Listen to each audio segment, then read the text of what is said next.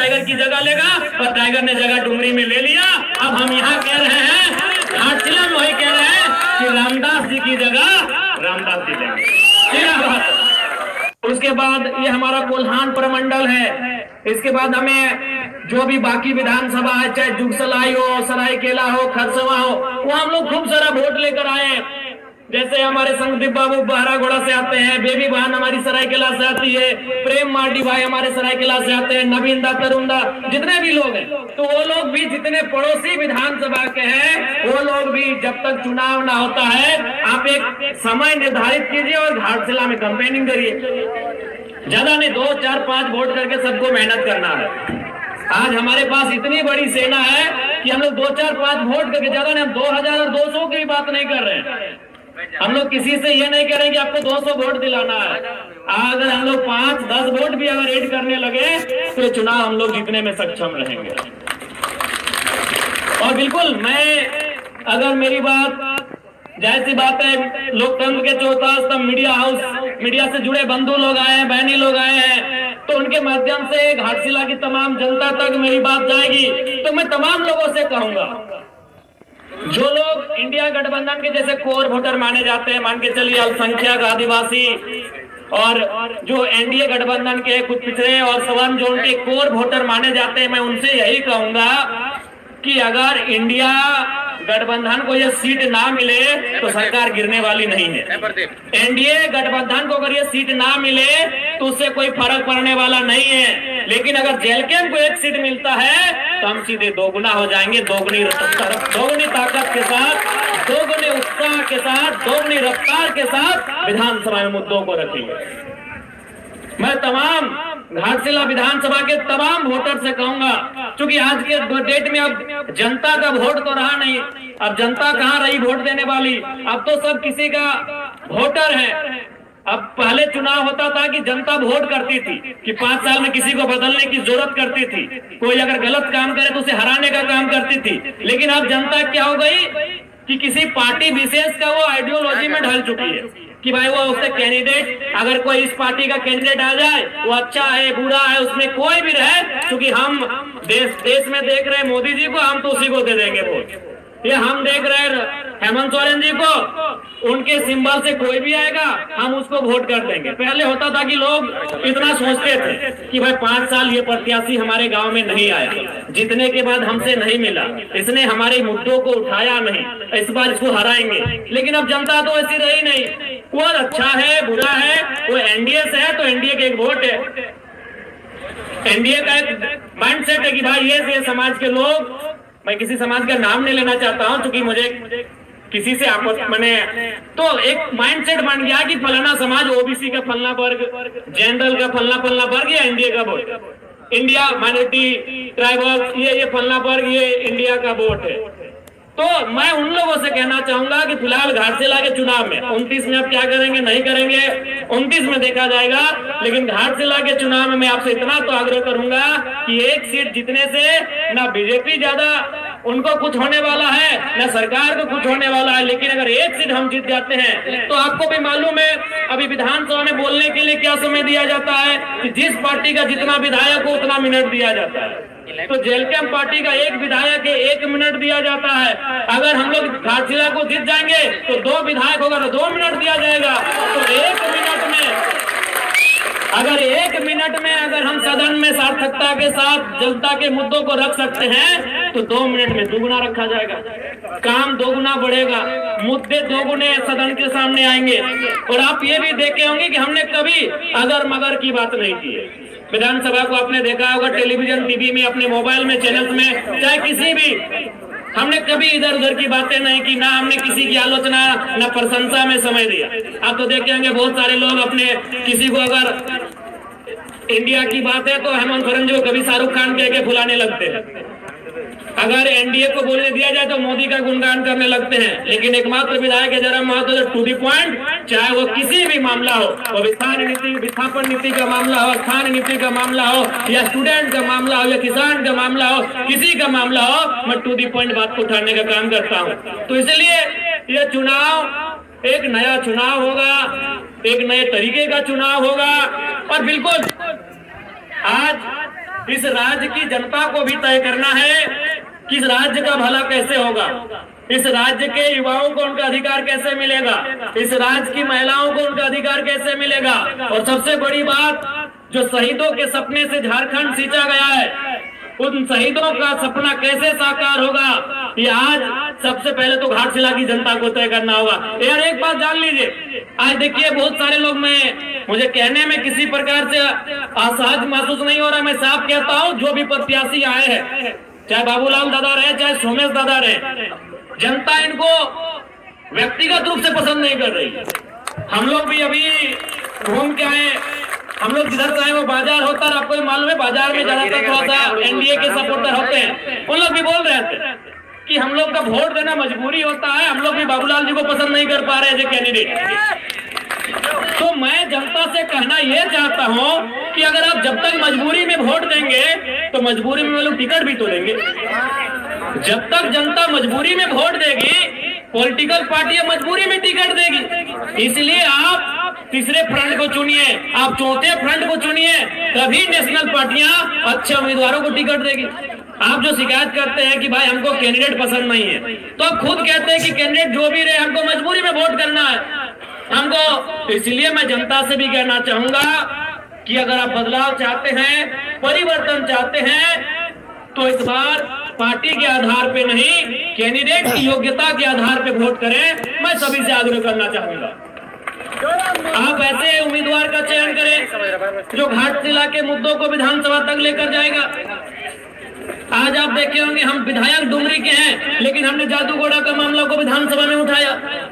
आज बताइए 25 सालों से क्या जादूगोड़ा आज से वो दंश झेल रहा है, या फिर जादूगोड़ा के साथ अन्याय आज से हो रहा है? नहीं, वर्षों से हो रहा है। लेकिन किसी विधायक का, किसी भी नेता का हिम्मत नहीं हुआ कि सदन में इस बात को उठाए, क्योंकि सबको डर लगता है। जब बड़ी बड़ी कंपनियां सामने हो, बड़े बड़े उद्योग घराने सामने हो, तो सभी लीडर को डर लगता है। तो भाई डरे हुए नेताओं को क्यों चुनते हो? लीडर लोगों को चुनो जो बेबाक होकर आपकी आवाज बनने का काम करे और आपकी आवाज को उठाने का काम करे, ऐसे लीडर को चुनो। आज घाटशिला की बात करें तो घाटशिला भी धीरे धीरे एक औद्योगिक क्षेत्र में डेवलपमेंट हो रही है, क्योंकि बगल में जमशेदपुर है, तो उसका असर धीरे धीरे घाटशिला में आएगा। घाटशिला में नए उद्योग आएंगे। जबरन जमीन लिया जाएगा। अभी आपका हिंदुस्तान कॉपर लिमिटेड है, आप लगातार वहां आंदोलन किया जा रहा है, कंपनी जमीन छोड़ने को तैयार नहीं है। जब आपका काम बंद है तो जमीन छोड़ देना चाहिए, जमीन रहितों को वापस होना चाहिए। तो ये मुद्दे सदन तक कौन उठाएगा? क्योंकि आपको भी मालूम है, आप भी जानते हैं, इस चुनाव के बाद परिणाम चाहे कुछ भी रहे, XYZ कोई भी जीते, जीतने वाला भी आपका जमशेदपुर में बैठेगा और हारने वाला भी आपका जमशेदपुर में बैठेगा। अगर जो भी इस चुनाव को अगर वे लोग जीतते हैं, तो जो जीत के जाएगा वो भी जमशेदपुर के आवास में रहेगा, और जो हार के जाएगा वो भी जमशेदपुर के आवास में रहेगा। आपके साथ, आपके दुख में, आपके दर्द में, आपके पीड़ा में कौन रहेगा, ये घाटशिला की जनता को तय करना है। और हमें लगता है रामदास मुर्मू जी से बेहतर आपके साथ कौन लड़ेगा, आपके साथ धरने में कौन बैठेगा, आपके साथ कोई समस्या होगी तो कौन खड़ा होगा। आज आप देखिए, जब से जेल कैंप पार्टी का उदय हुआ है, जब भी किसी को अगर थोड़ा मने चोट भी लगता है, मामूली चोट लगता है, तो सबसे पहले जेल कैंप को याद किया जाता है। और हम लोग रात 2 बजे 3 बजे तक धरना में जाके बैठते हैं, जब तक उसको न्याय नहीं मिले। अरे राज्य में तो छोड़िए, हम लोग प्रदेश भी जाते हैं। हमारे पार्टी के लोग मजदूरों की बात को अगर देखा जाए, न्याय दिलाने के लिए हम लोग राजस्थान उड़ीसा तक जाते हैं।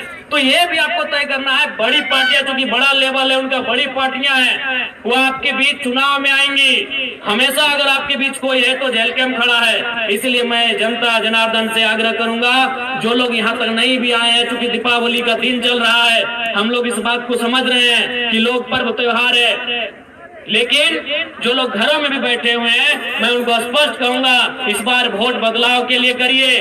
बदलाव का होना बहुत जरूरी है। अगर बदलाव नहीं होगा तो राजनीति कुछ परिवारों तक सीमित रह जाएगा।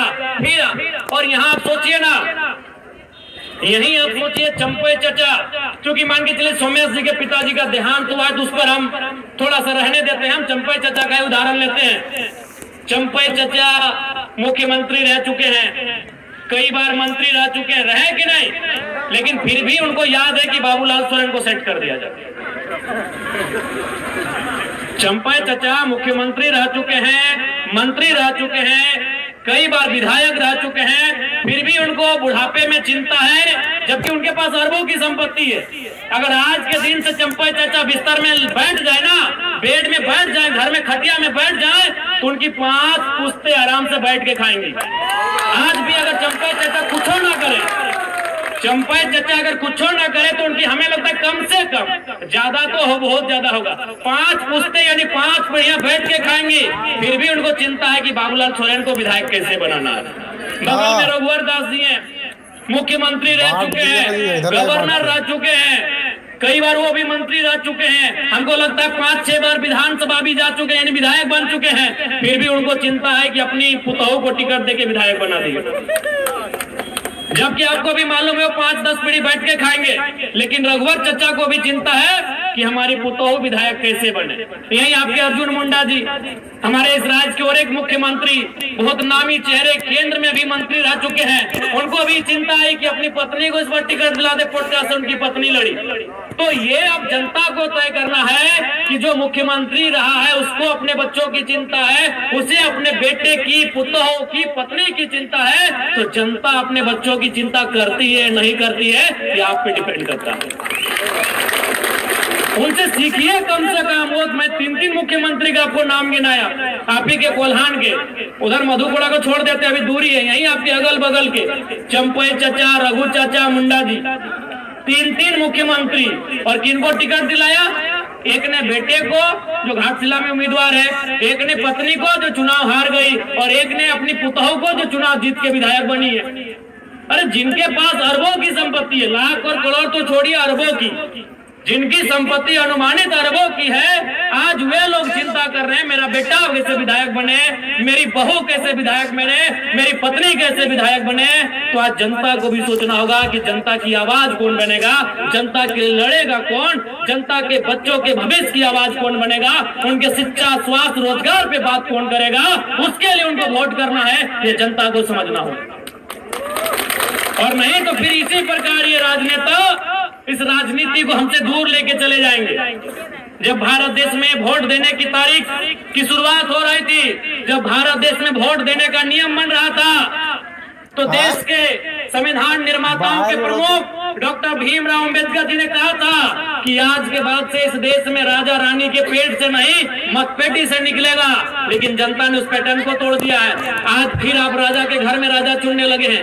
अरे राजा के घर में राजा ना चुना जाए, इसीलिए तो वोट का अधिकार मिला है आपको, कि राजा की पत्नी को रानी ना बनाया जाए, राजा के बेटे का राज्याभिषेक ना किया जाए, इसीलिए वोट मिला है कि एक गरीब किसान को आप राजा बना सके।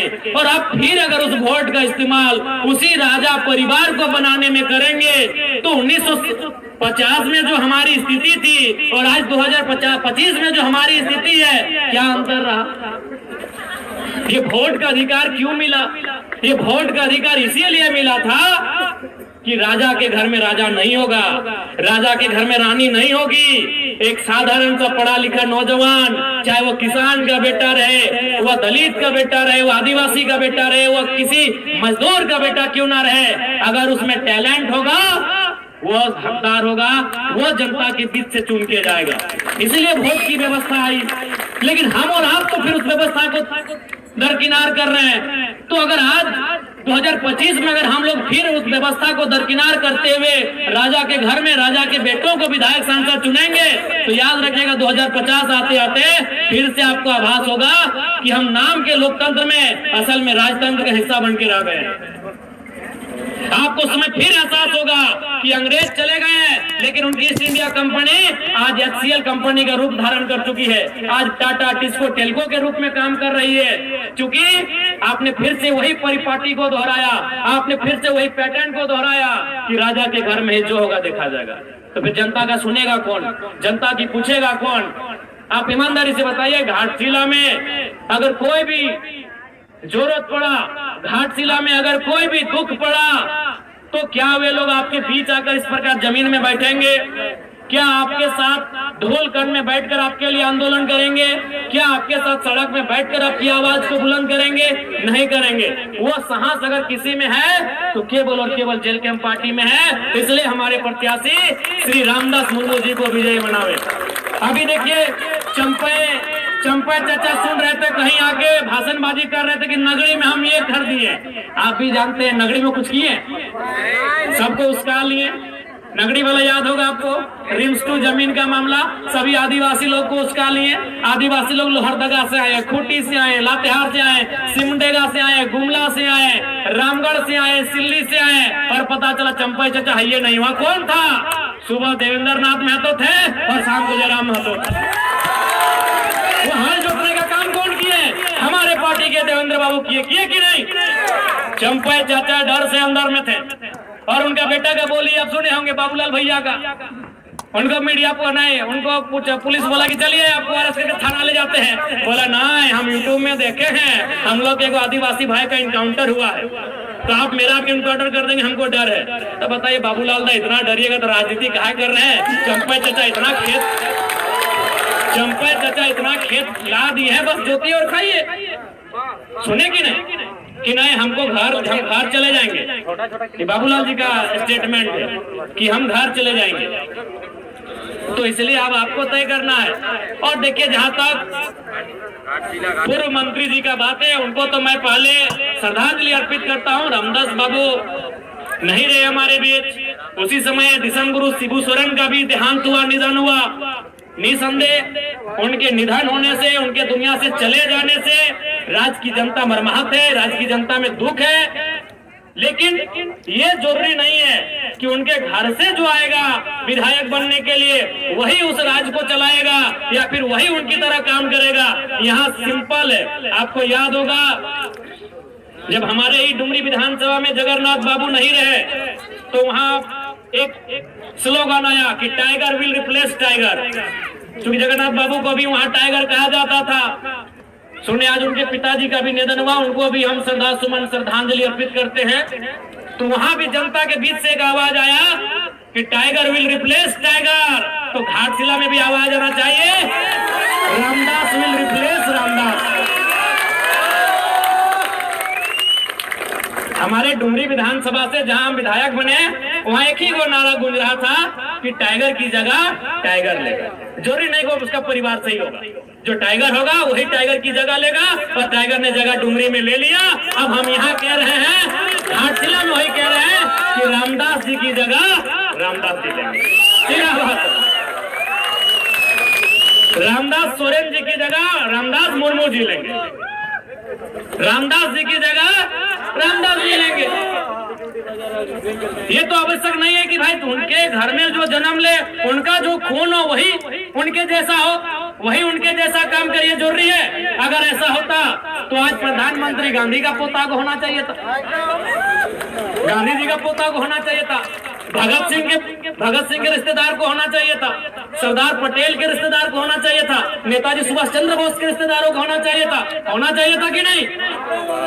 अब गांधी जी अगर 1942 में आधे कपड़ों का आधा कपड़ा पहन के आंदोलन किए हैं और उनका वंशज अगर आज वोट टाइम में आके कहेगा कि हमारे पूर्वज महात्मा गांधी जी उस समय ऐसा किए हैं, वो तो भाई आज का समय अलग है, उस समय अलग थे। गांधी पूरे देश के थे, अपने परिवार के नहीं थे। क्या रामदास बाबू अपने परिवार के थे? नहीं, वो झारखंड के मुख्य माफ कीजिएगा मंत्री थे। रामदास बाबू जब झारखंड के मंत्री थे तो झारखंड का कोई बेटा उनकी जगह लेगा, उनका ही परिवार क्यों लेगा? और हमको आज तक समझ में नहीं आया भाई सहानुभूति क्या है, सहानुभूति राजनीति में क्यों? आप ही बताइए, क्या अगर कोई किसी डॉक्टर का निधन हो जाए तो क्या डॉक्टर के बेटे को डॉक्टर बनाया जाता है? क्या बनाना उचित भी रहेगा? अगर किसी डॉक्टर का बिना समय से पहले अगर निधन हो जाता है तो क्या डॉक्टर के बेटे को डॉक्टर हम बनाएंगे? क्या टीचर का निधन होने पर टीचर के बेटे को टीचर बनाएंगे? क्या एसपी का बेटा एसपी बनता है? तो ये कौन सा पैटर्न है भाई कि विधायक का बेटा विधायक बने, सांसद का बेटा सांसद बने, मंत्री का बेटा मंत्री बने? आखिर ये कौन सा पैटर्न है? जबकि एक एसपी से महत्वपूर्ण एक एमएलए होता है। एक डॉक्टर से महत्वपूर्ण एक एमएलए होता है, एक टीचर से महत्वपूर्ण एक एमएलए होता है, क्योंकि डॉक्टर, टीचर और एसपी का फैसला करने वाला एक एमएलए होता है। वो विधायिका का अंग होता है, वो सरकार का अंग होता है। वो फैसला करेगा कि आपके स्कूल में टीचर कितने होंगे, वो फैसला करेगा कि आपके जो हॉस्पिटल उसमें दवा का दाम क्या होगा, वो फैसला करेगा कि आपका यहाँ आईएएस का कौन यहाँ नया तबादला हो जाएगा। तो जो फैसला करता है, जो नियम बनाता है, जो इस राज्य को चलाता है, वहां सहानुभूति क्यों? हम सहानुभूति रखते हैं। जिन्होंने अपने परिवार में किसी को खोया है, हम सहानुभूति रखते हैं। सहानुभूति का मतलब उसके दुख में खड़ा होना। सहानुभूति का मतलब होता है उस परिवार के दुख में खड़ा होना। हम लोग दुख में खड़े हैं, अगर उस परिवार को कुछ घटेगा हम लोग देंगे। विधायक बना देना, ये कौन सा सहानुभूति है भाई? जब हम डॉक्टर के निधन पे डॉक्टर के बेटे को रिप्लेस नहीं करते हैं, जब वकील के निधन पर वकील के बेटे को वकील बना के रिप्लेस नहीं करते हैं, तो आखिर देश में ये सहानुभूति कब तक चले? इसलिए जो मंत्री जी नहीं है, हम लोग पुनः श्रद्धांजलि भी देंगे और सहानुभूति रखेंगे परिवार के प्रति। लेकिन उनको जो रिप्लेस करेगा, उनकी जगह जो जाएगा, ये बिल्कुल भी जरूरी नहीं है कि उनका अपना घर से संबंधित हो, उनके ब्लड से संबंधित हो, उस क्षेत्र का कोई ऐसा युवा जो पढ़ा लिखा हो, उनकी जगह जाए और झारखंड की आवाज को, घाटशिला की आवाज को, घाटशिला के माओ बहनों की आवाज को, घाटशिला के बुजुर्गों की आवाज को, घाटशिला के नौजवानों, किसानों, छात्रों की आवाज को विधानसभा में प्रेजेंट करे। कोई वहां चुप कर जाए, कोई वहां चुप कर जाए। इसलिए इस बार घाटशिला के उपचुनाव में रामदास मुर्मू जी जो हमारे पार्टी के प्रत्याशी हैं, आप सभी से आग्रह है एक मौका दिया जाए, क्योंकि अब पढ़े लिखे नौजवानों की राजनीति में आने की दरकार है। आप भी जानते हैं रामदास मुर्मू जी यहीं ठीक बगल में आरडीएम नामक एक कोचिंग क्लास चला रहे हैं, पढ़े लिखे नौजवान हैं और आपके बीच से आते हैं। तो अगर आपके बीच से आएंगे तो आपके बीच की बात को वहां लेके जाएंगे। आज देखिए, आप मेरा ही उदाहरण लीजिए, आज 1 साल होने वाला है, लेकिन आज भी मेरे घर की स्थिति वही है जो 1 साल पहले थी। आज भी हमारे घर में बारिश होने पर पानी ऊपर से भी आता है और नीचे से भी मिट्टी गीला होता है। क्यों ऐसा होता है? क्योंकि जब जब हम अपने बारे सोचने के लिए बैठते हैं कि हमें अपने घर के लिए, अपने परिवार के लिए, अपने भाई के लिए कुछ करना है, तब तब मेरी आंखों के सामने वे लोग आते हैं जिन्होंने मेहनत करके हमको विधायक बनाया। तब मेरी आंखों के सामने वे लोग आते हैं जिन्होंने वह लोकसभा का चुनाव, मई जून की गर्मी, घर घर जाकर चंदा लेकर, घर घर जाकर चावल सब्जी मांगकर, उस पैसे से जो अपनी गाड़ियों में तेल भरे हैं, उस पैसे से हमारा प्रचार किए हैं। तो जब जब हम अपने बारे सोचने बैठते हैं, तब तब वो मंजर हमारे आंखों के सामने आता है। क्योंकि हम आपके बीच से आते हैं, इसीलिए हम आपके बीच की बात को सदन तक लेकर जाते हैं। इसलिए अब जनता को यह तय करना होगा उनके बीच का नेता जाए, जो उनके बीच के जैसा हो कर रहे। आज देखिए ना, आप जब भी आप हमसे मिलते हैं, और हमको तो लगता है कि अभी 1 साल होने के बाद भी न जनता ने हमको विधायक माना है, न हम खुद को विधायक मान पाए हैं। आज भी उनसे मिलते हैं तो उनके घर के भाई बच्चे जैसे मिलते हैं। वो भी हमसे मिलते हैं तो अपने हक अधिकार के साथ मिलते हैं, वो हम पे अपना हक दिखाते हैं। वो कभी इस प्रोटोकॉल में नहीं रहते कि हम विधायक जी से मिलने जा रहे हैं। वो अपना हक समझते हैं कि हमारे घर का बच्चा है। अरे कभी कभी तो हम लोग जहाँ जिस घर में सोते हैं, अगर जानते हैं कि थोड़ा सा हम लोग लेट उठते हैं तो 2-4 लोग बोतल से खिड़की में भी मार देता है। तब बोले नहीं, जनता है, कुछ नहीं बोलना है भाई, उनको हक है। विधायक के घर में जाने से पहले 4 को गेट का एंट्री होता है, लेकिन हमारे घर में जनता जाती है, कभी हम लोग लेट उठते हैं, देखे मैंने जो खिड़की टूटे नहीं तो कभी के बोतल फेंक देता है विधायक झूठ। तो ये हक हमने जनता को दिया है और झारखंड की राजनीति में पहली बार ये हुआ है। नहीं तो आपको उनके कार्ड से गुजरना होगा। बहुत प्रकार का सिस्टम है, अगर नहीं हो घर में तो बोले घर में नहीं है। तो इसलिए नए नेताओं को, नए युवाओं को राजनीति में आने की आवश्यकता है। आज कोल्हान की धरती आंदोलन की धरती है, क्रांति की धरती है, निर्मल बाबू, सुनील बाबू के शहादत की धरती है। और आज इस धरती में वहां के लोगों को ये तय करना होगा कि उनके सपनों को साकार करने के लिए जो जाएंगे सदन तक, ऐसे उम्मीदवारों को हम लोग जिताकर भेजेंगे। आज बताइए, राज्य की सरकार ने माताओं को, बहनों को 2500 रुपए का मैया सम्मान योजना दे दिया, लेकिन आज उन्हीं के घर के बच्चे स्कॉलरशिप नहीं मिल पाया है, छात्रवृत्ति नहीं मिलने के कारण रो रहे हैं कि नहीं रो रहे हैं, आप बताएं। रो रहे। आज इस राज्य में क्या हो रहा है आपको भी मालूम है।